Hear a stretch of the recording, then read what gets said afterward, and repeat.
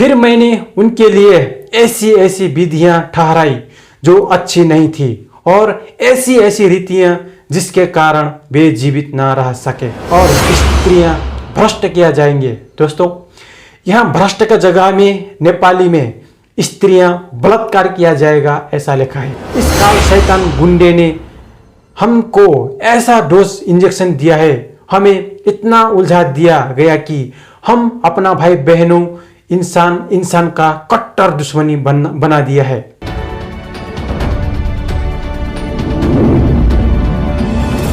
सत साहेब सतगुरुदेव की जय, बंदी छोड़ कबीर साहेब की जय, बंदी छोड़ सतगुरु रामपाल जी महाराज की जय। सत साहेब।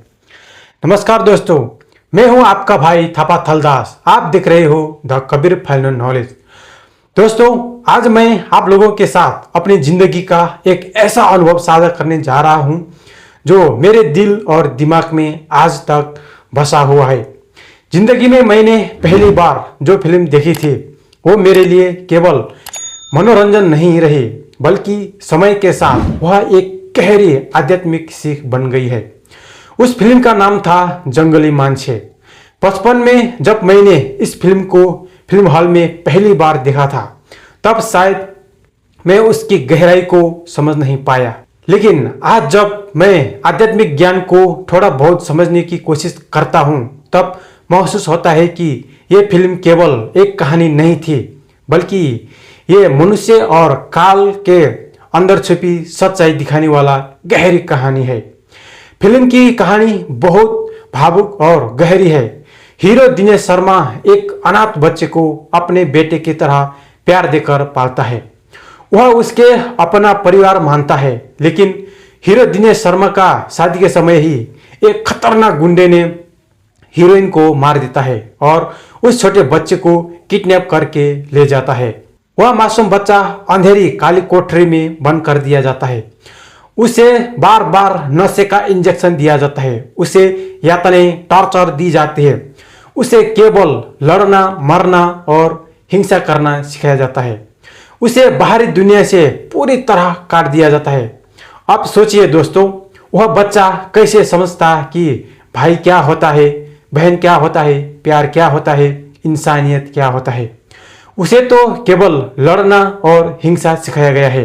जिसने उसे नशा दिया, हिंसा सिखाई, वही उसके लिए मालिक भगवान बन गया, क्योंकि बचपन से उसी ने उसके दिमाग में अपना जार भरा था। गुंडे ने जिसे दुश्मन मानते हैं, उसका सामने उस छोटा भाई इंजेक्शन लगाने वाला भाई को खड़ा कर देता है और उसे मार देता था। ऐसा उसको गलत इस्तेमाल करता था। उसे यह पता नहीं था कि वह गलत कर रहा है या सही। दोस्तों, जब मैं आज इस फिल्म को आध्यात्मिक दृष्टि से देखता हूं, तो लगता है कि यही हालत पूरे संसार की है। हम सब आत्माएं एक परमात्मा संत कबीर साहेब का संतान है।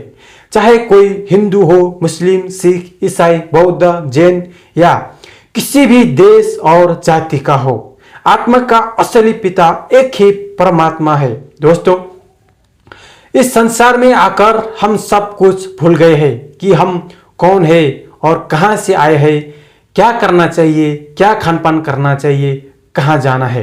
दोस्तों, आज का मेरा वीडियो का कोर है ना, अब शुरू होता है। इसके लिए भी मैंने बाइबल का हिस्सा आयत ही देखना सबसे उत्तम समझा है। मेरा मकसद आपको हार्ड करना नहीं है, आपको इस बड़े दलदल को समझाना है और बचाना है। बाइबल एहेजकेल 20:25 में लिखा है, फिर मैंने उनके लिए ऐसी ऐसी विधियां ठहराई जो अच्छी नहीं थी और ऐसी ऐसी रीतियां जिसके कारण वे जीवित ना रह सके। दोस्तों, इससे आगे बढ़ने से पहले एक झलक नेपाली में देखती हूँ ताकि समझने में आसान हो। मैले तिमीहरूलाई यस्ता धार्मिक विधानहरू पनि दिए जो असल थिएन। दोस्तों, ये पहला लाइन है। यहाँ बताया गया है कि मैंने उसके लिए ऐसी धार्मिक विधियां दिया जो असल अच्छी नहीं था और ऐसी ऐसी रीतियां जिसके कारण वे जीवित ना रह सके। दोस्तों, ये एक आयत ने मेरा दिमाग हिला के रख दिया था।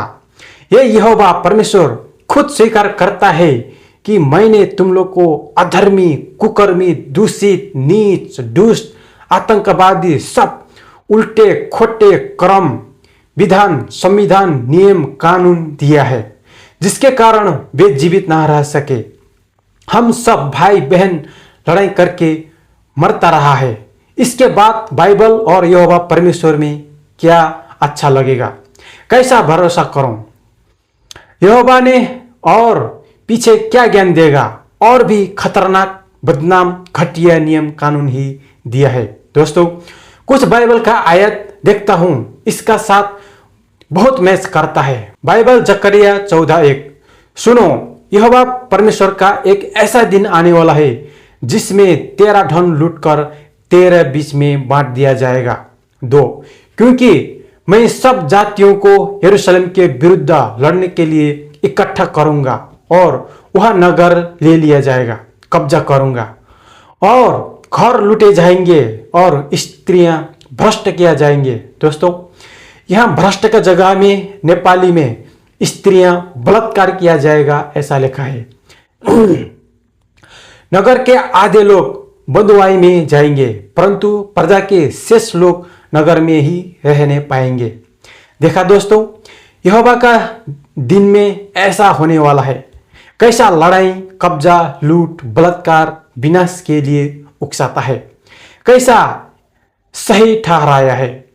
और देखेंगे गिनती 33:50, फिर मोआब के अराब में यहीरो के पास कि यरदन नदी के तट पर यहोवा ने मूसा से कहा। 51, इस्राएलियों को समझाकर कहा, जब तुम यरदन पार हो कर कनान देश में पहुंचे। 52, तब उस देश के निवासियों उसके देश से निकाल देना और उनके सब नक्काशे पत्थरों और ढली हुई मूर्तियों को नाश करना और उनके सब पूजा के ऊंचे स्थानों को ढा देना। 53, और उस देश को अपने अधिकार में लेकर उसमें निवास करना, क्योंकि मैंने वह देश तुम्हें दे दिया है कि तुम उसके अधिकारी हो। 54, और तुम उस देश को चिट्ठी डालकर अपने कुलों के अनुसार बांट लेना, अर्थात जो कुल अधिक वाले हैं उन्हें अधिक और जो थोड़े वाले हैं उनको थोड़ा भाग देना। जिस कुल की चिट्ठी जिस स्थान के लिए निकले वही उसका भाग ठहरे। अपने पितरों के गोत्रों के अनुसार अपना अपना भाग लेना। 55, परंतु यदि तुम उस देश के निवासियों अपने आगे से ना निकालोगे तो उनमें से जिनको तुम उसमें रहने दोगे वे मानो तुम्हारी आंखों में कांटे और तुम्हारे बाजारों में कीले ठहरेंगे और वे उस देश में जहां तुम बसोगे तुम्हें संकट में डालोगे। दोस्तों, यह जो आयत है ना, आपके पास किताब ऐप होगा, उसमें बार बार देखना अगर यहां समझ में नहीं आया है तो। नेक्स्ट, 2 राजा 10:30, और यहोवा ने यहू से कहा, इसलिए कि तूने वह किया जो मेरी दृष्टि में ठीक है और अहाब के घराने से मेरी इच्छा के अनुसार बर्ताव किया है, तेरे पर पोते के पुत्र तक तेरी संतान इस्राएल की गद्दी पर विराजती रहेगी। 31, परंतु यहोवा ने इस्राएल के परमेश्वर यहोवा की व्यवस्था पर पूर्ण मन से चलने की चौकसी ना की, वरन यरोबाम जिसने इस्राएल के पाप कराया था उसके पापों के अनुसार करने से वह अलग ना हुआ। दोस्तों, ये मैंने 30-31 का दिखाया है। इससे पहले का जो घटना है 1 से लेकर 29 तक बहुत डिस्टर्ब कर सकता है, उसको मैंने आपको दिखा नहीं सकता, मुझे उचित नहीं समझा। ऐसा घटना को यहोवा ने उचित माना है। माफी चाहता हूं, आप अपना किताब में ऐप में देखें। गिनती 31:1, फिर यहोवा ने मूसा से कहा, 2 विद्यानियों से इस्राएलियों को बदला ले, बात को तू अपने लोगों में जा मिलेगा। 7, और जो आज्ञा यहोवा ने मूसा को दी थी उसके अनुसार उन्होंने विद्यानियों से युद्ध करके सब पुरुषों को घात किया। दोस्तों, यहाँ जो घात शब्द है ना, ये मार डाला है, ये है, और भी घात शब्द मारने का ही अर्थ है। आगे 8, और दूसरे जूझे हुए को छोड़ उन्होंने एबी, रेकेम, शूर, हुर और रेबा नाम मिद्यान के 5 राजाओं को घात किया और बोर के पुत्र बिलाम को भी उन्होंने तलवार से घात किया। 9 और इस्राएलियों ने मिद्यानी स्त्रियों को बाल बच्चों समेत बंधुआई कब्जा में कर लिया और उनके गाय, बैल, भेड़, बकरी और उसकी सारी संपत्ति को लूट लिया। 17 जो अब बाल बच्चे में से हर एक लड़के को और जितने स्त्रियों ने पुरुष का मुंह देखा हो उन सब को घात करो। यहाँ बोला गया है कि लड़के को मारना ही है और जो शादीशुदा लड़की है उन सब को भी मारना है। 18 परंतु जितने लड़कियों ने पुरुष का मुंह ना देखा हो उन सब को तुम अपने लिए जीवित रखो, जो कन्या लड़की है उसको जीवित रखो। ऐसा 21 तब एलीआजार याजक ने सेना के उन पुरुषों से जो युद्ध करने गए थे कहा, व्यवस्था की जिस विधि की आज्ञा यहोवा ने मूसा को दी है वह यह है 22 कि सोना, चांदी, पित्तल, लोहा, रंगा और शीशा। 23 जो कुछ आग में ठहर सके उसको आग में डालो, तब वह शुद्ध ठहरेगा। तो भी वह अशुद्धता छोड़ने वाले जल के द्वारा पावन किया जाए, परंतु जो कुछ आग में ना ठहर सके उसे जल में डुबाओ। 24 और 7वें दिन अपने वस्त्रों को धोना, तब तुम शुद्ध ठहरोगे और तब छावनी में आना। 25 फिर यहोवा ने मूसा से कहा। 26 एलीआजार याजक और मंडली के पितरों के घरानों के मुख्य पुरुषों को साथ लेकर तू लूट के मनुष्यों और पशुओं की गिनती कर। 27 तब उनको आधा आधा करके एक भाग उन सिपाहियों को जो युद्ध करने को गए थे और दूसरा भाग मंडली को दो। 28 फिर जो सिपाही युद्ध करने को गए थे उनके आधे में से यहोवा के लिए क्या मनुष्य, क्या गाय बैल, क्या गधे, क्या भेड़ बकरियां 500 के पीछे एक को मानकर ले और यहोवा की भेंट करके एलीआजार याजक को दे। 32 और जो वस्तुएं सेना के पुरुषों ने अपने अपने लिए लूट ली थी उनसे अधिक की लूट ये थी, अर्थात 6,75,000 भेड़ बकरियां यहोवा ने भेंट लेने के लिए लड़ाई झगड़ा कराया है। फिर मैंने उनके लिए ऐसी विधियां ठहराई जो अच्छी नहीं थी और ऐसी रीतियां जिसके कारण वे जीवित ना रह सके। दोस्तों, ये है अधर्मी, कुकर्मी, दूषित, गलत, नीच, दुष्ट, ओछा, गलत विधियां जो यहोवा खुद स्वीकार करता है। मैंने ऐसा गलत ज्ञान आदेश देता हूं।